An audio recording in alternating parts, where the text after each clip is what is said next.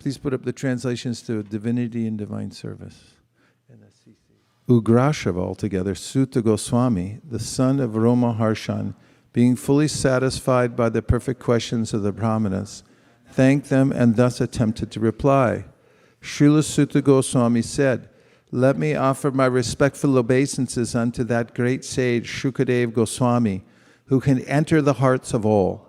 When he went away to take up the renounced order of life, sannyas, leaving home without undergoing reformation by the sacred thread or the ceremonies observed by the higher castes, his father Vyasadeva, fearing separation from him, cried out, 'Oh, my son!' Indeed, only the trees, which were absorbed in the same feelings of separation, echoed in response to the bereaved father. Let me offer my respectful obeisances unto him, Shuka, the spiritual master of all sages, the son of Vyasadeva, who out of his great compassion for those gross materialists who struggle to cross over the darkest regions of material existence, spoke this most confidential supplement to the cream of Vedic knowledge, after having personally assimilated it by experience. Before reciting the Srimad Bhagavatam, which is the very means of conquest, one should offer respectful obeisances unto the personality of Godhead, Narayan, unto Narayan Rishi, the supermost human being, unto Mother Saraswati, the goddess of learning, and unto Srila Vyasadeva, the author. O sages, I have been justly questioned by you. Your questions are worthy because they relate to Lord Krishna and so are of relevance to the world's welfare. Only questions of this sort are capable of completely satisfying the self. The supreme occupation, dharma, for all humanity is that by which men can attain to loving devotional service unto the transcendent Lord. Such devotional service must be unmotivated and uninterrupted to completely satisfy the self. By rendering devotional service unto the personality of Godhead, Sri Krishna, one immediately acquires causeless knowledge and detachment from the world. The occupational activities a man performs according to his own position are only so much useless labor if they do not provoke attraction for the message of the personality of Godhead.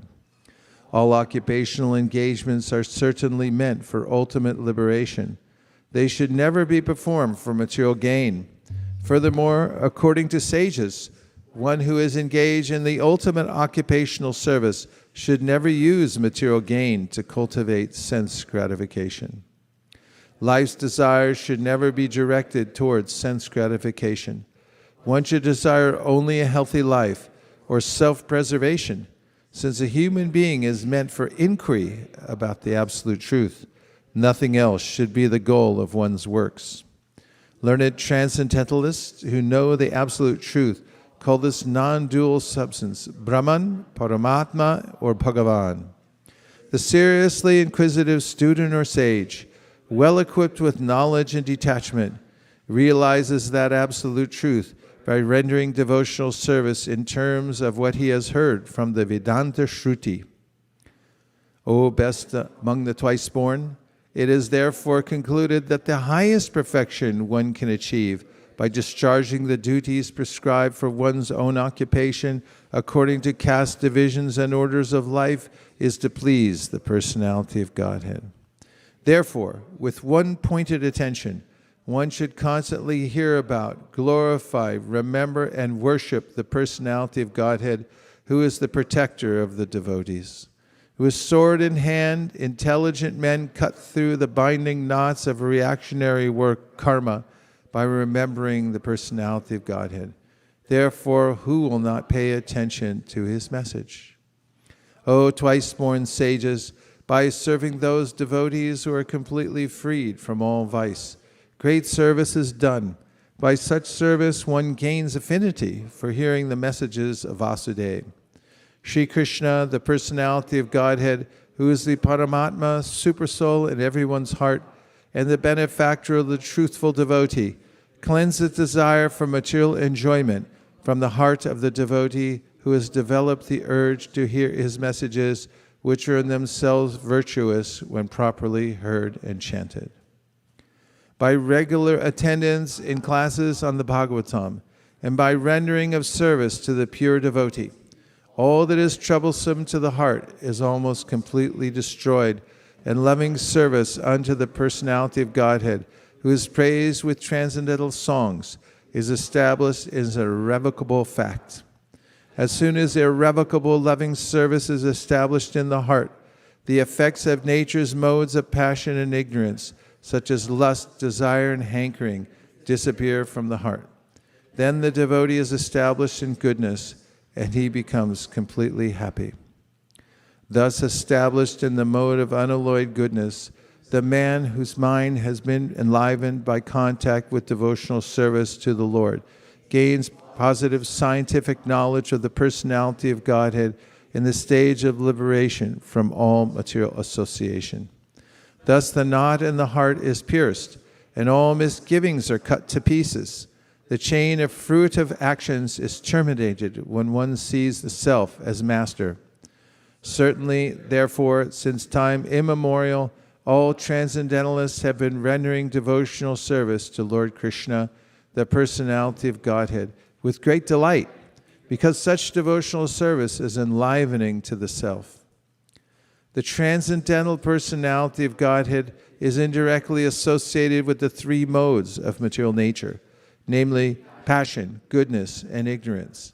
And just for the material world's creation, maintenance, and destruction, he accepts the three qualitative forms of Brahma, Vishnu, and Shiva. Of these three, all human beings can derive ultimate benefit from Vishnu, the form of the quality of goodness. Firewood is a transformation of earth, but smoke is better than the raw wood, and fire is still better. For by fire we can derive the benefits of superior knowledge through Vedic sacrifices.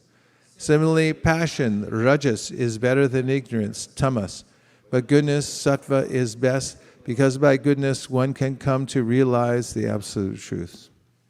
Previously, all the great sages rendered service unto the personality of Godhead due to his existence above the three modes of material nature. They worshipped him to become free from material conditions and thus derive the ultimate benefit. Whoever follows such great authorities is also eligible for liberation from the material world. Those who are serious about liberation are certainly non-envious, and they respect all. Yet they reject the horrible and ghastly forms of the demigods and worship only the all-blissful forms of Lord Vishnu and his plenary portions.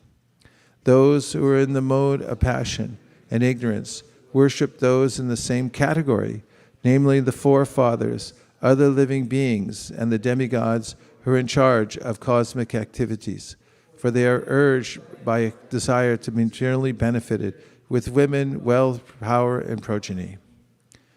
In the revealed scriptures, the ultimate object of knowledge is Sri Krishna, the personality of Godhead.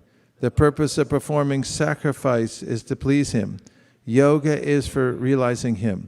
All fruitive activities are ultimately rewarded by him only.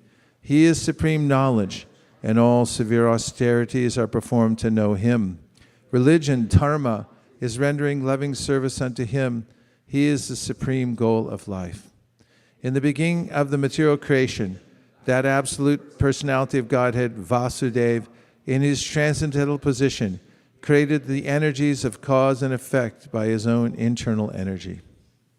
After creating the material substance, the Lord Vasudeva expands himself and enters into it.